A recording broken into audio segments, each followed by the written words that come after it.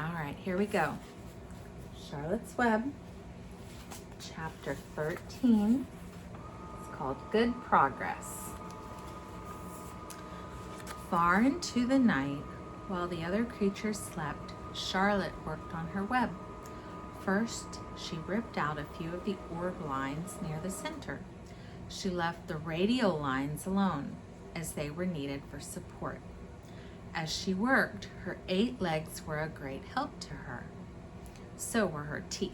She loved to weave, and she was an expert at it. When she was finished ripping things out, her web looked something like this. A spider can produce several kinds of thread. She uses a dry, tough thread for foundation lines, and she uses a sticky thread for snare lines, the ones that catch and hold insects. Charlotte decided to use her dry thread for writing the new message.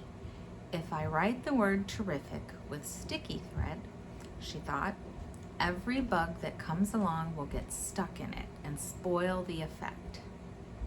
Now let's see. The first letter is T. Charlotte climbed to a point at the top left-hand side of the web. Swinging her spinnerets into position, she attached her thread and then dropped down. As she dropped, her spinning tubes went into action and she let out her thread. At the bottom, she attached the thread. This formed the upright part of the letter T. Charlotte was not satisfied, however. She climbed up and made another attachment, right next to the first. Then she carried the line down so that she had a double line instead of a single line. It will show up better if I make the whole thing with double lines.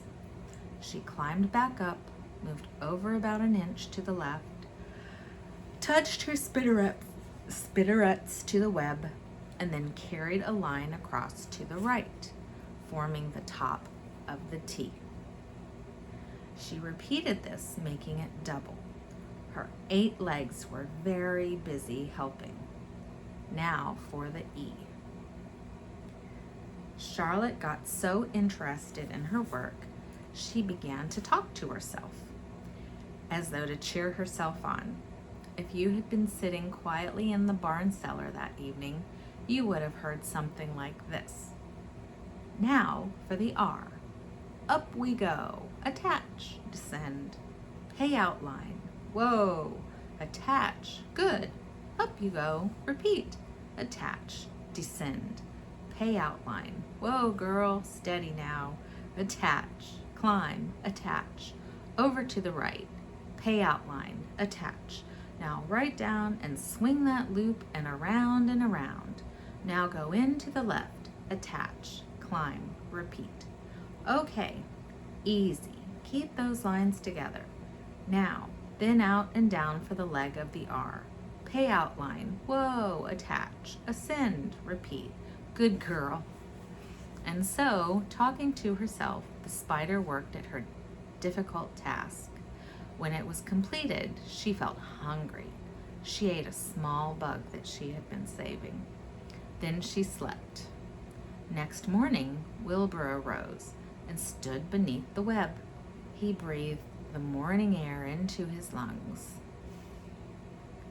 Drops of dew catching the sun made the web stand out clearly.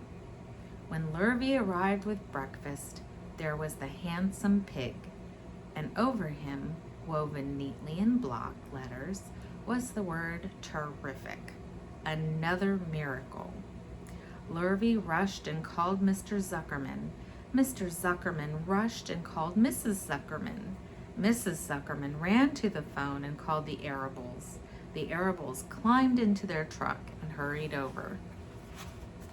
So see, here is Charlotte's Web. It says terrific, and there's Wilbur.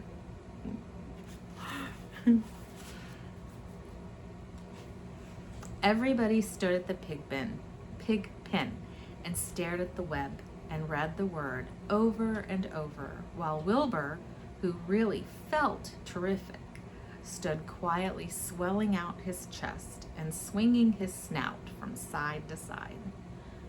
"Terrific," breathed Zuckerman in joyful admiration. "Edith, you better phone the reporter on the Weekly Chronicle and tell him what has happened. He will want to know about this. He may want to bring a photographer. There isn't a pig in the whole state that is as terrific as our pig." The news spread. People who had journeyed to see Wilbur when he was some pig came back again to see him now that he was terrific. That afternoon, when Mr. Zuckerman went to milk the cows and clean out the tie-ups, he was still thinking about what a wondrous pig he owned. "Lurvy," he called, "there is to be no more cow manure thrown down into that pig pen. I have a terrific pig. I want that pig to have clean, bright straw every day for his bedding. Understand?" "Yes, sir," said Lurvy. "Furthermore," said Mr. Zuckerman, "I want you to start building a crate for Wilbur. I have decided to take the pig to the county fair on September 6th. Make the crate large and paint it green with gold letters." "What will the letters say?" asked Lurvy. "They should say, 'Zuckerman's famous pig.'" Lurvy picked up a pitchfork and walked away to get some clean straw. Having such an important pig was going to mean plenty of extra work. He could see that. Below the apple orchard, at the end of a path, was the dump where Mr. Zuckerman threw all sorts of trash and stuff that nobody wanted anymore.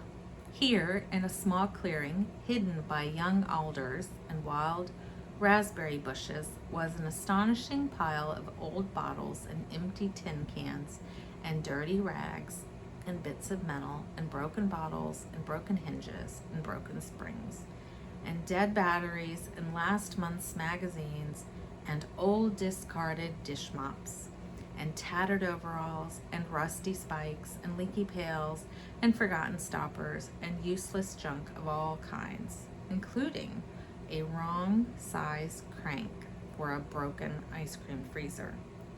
Templeton knew the dump and liked it. There were good hiding places there. Excellent cover for a rat. And there was usually a tin can with food still clinging to the inside. Templeton was down there now, rummaging around. When he returned to the barn, he carried in his mouth an advertisement he had torn from a crumpled magazine. "How's this?" he asked, showing the ad to Charlotte. "It says crunchy. Crunchy would be a good word to write in your web." "Just the wrong idea," replied Charlotte. "Couldn't be worse. We don't want Zuckerman to think Wilbur is crunchy. He might start thinking about crisp, crunchy bacon and tasty ham. That would put ideas into his head. We must advertise Wilbur's noble qualities, not his tastiness. Go get another word, please, Templeton." Here's a picture of Templeton in the dump, and there's the crumpled magazine, and it says crunchy.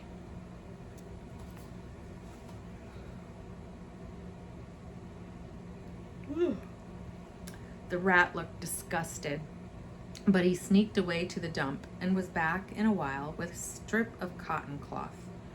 "How's this?" he asked. "It's a label off an old shirt." Charlotte examined the label. It said pre-shrunk. "I'm sorry, Templeton," she said, "but pre-shrunk is out of the question.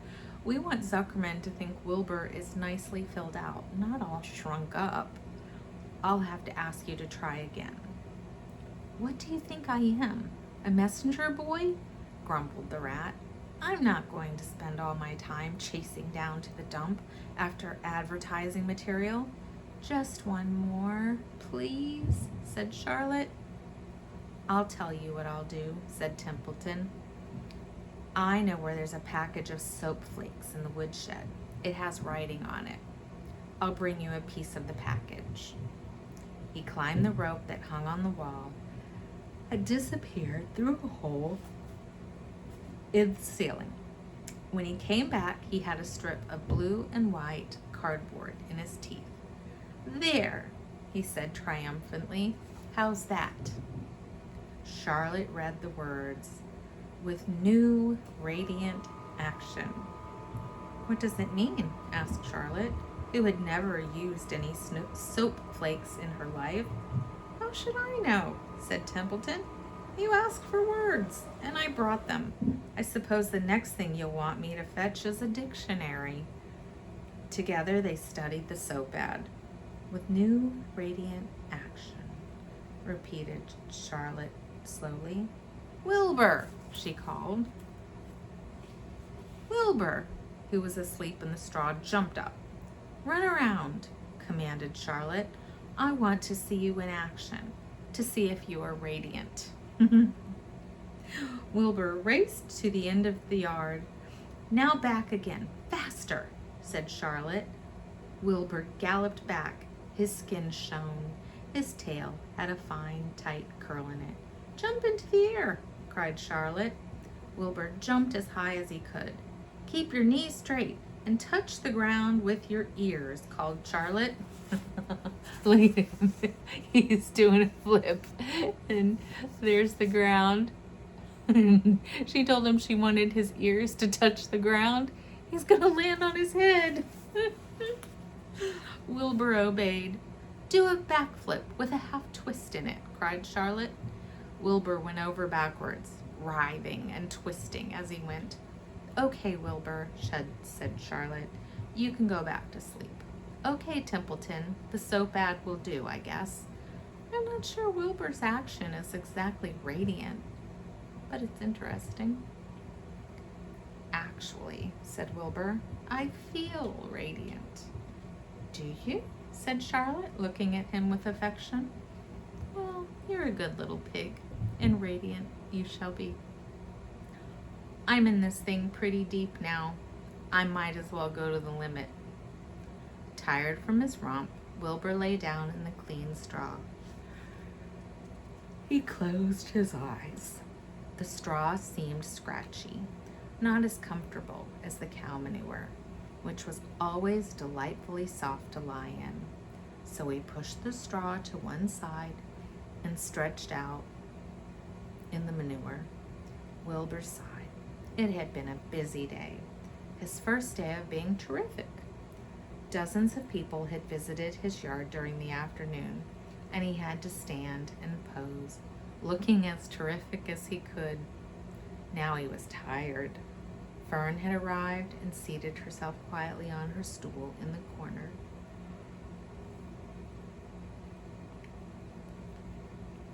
"Tell me a story, Charlotte," said Wilbur, as he lay waiting for sleep to come. "Tell me a story." So Charlotte, although she too was tired, did what Wilbur wanted. "Once upon a time," she began, "I had a beautiful cousin who managed to build her web across a small stream. One day, a tiny fish leaped into the air and got tangled in the web. My cousin was very much surprised, of course. The fish was thrashing wildly. My cousin hardly dared tackle it, but she did. She swooped down and threw great masses of wrapping material around the fish and fought bravely to capture it." "Did she succeed?" asked Wilbur. "It was a never-to-be-forgotten battle," said Charlotte. "There was the fish, caught only by one fin, and its tail wildly thrashing and shining in the sun. There was the web sagging dangerously under the weight of the fish." "How much did the fish weigh?" asked Wilbur eagerly. "I don't know," said Charlotte. "There was my cousin, slipping in, dodging out, beaten mercilessly over the head by the wildly thrashing fish, dancing in, dancing out, throwing her threads and fighting hard."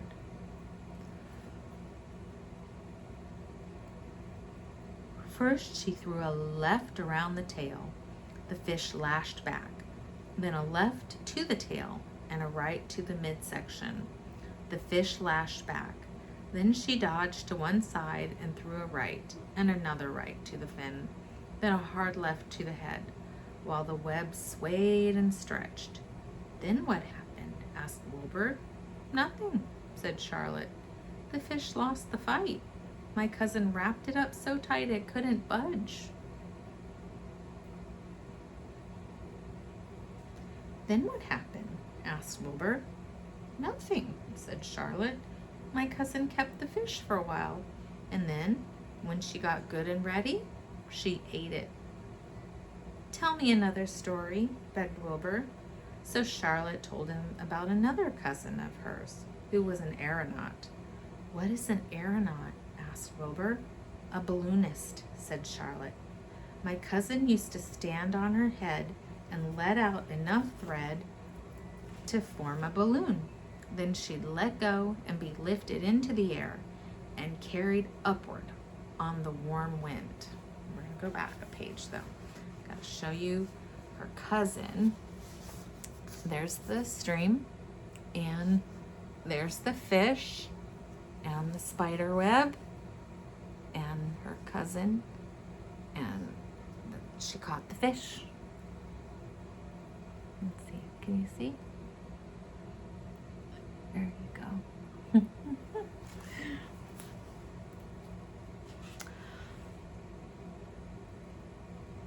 Is that true? Asked Wilbur. Are you just making this up? It's true, replied Charlotte. I have some very remarkable cousins. And now, Wilbur, it's time you went to sleep. Sing something, begged Wilbur, closing his eyes. So Charlotte sang a lullaby while crickets chirped in the grass and the barn grew dark. This was the song she sang. Sleep, sleep, my love, my only, deep, deep in the dung and the dark. Be not afraid and be not lonely. This is the hour when frogs and thrushes praise the world from the woods and the rushes. Rest from care, my one and only, deep in the dung and the dark. But Wilbur was already asleep when the song ended. Fern got up and went home. The end. Tomorrow, chapter 14 is called Dr. Dorian. Let's see if there are any pictures to explain. Oh, well, this looks like this is probably Dr. Dorian. And I'm not sure who that is, but we'll find out. And she sure looks angry. See if you can see her face. Doesn't she look angry?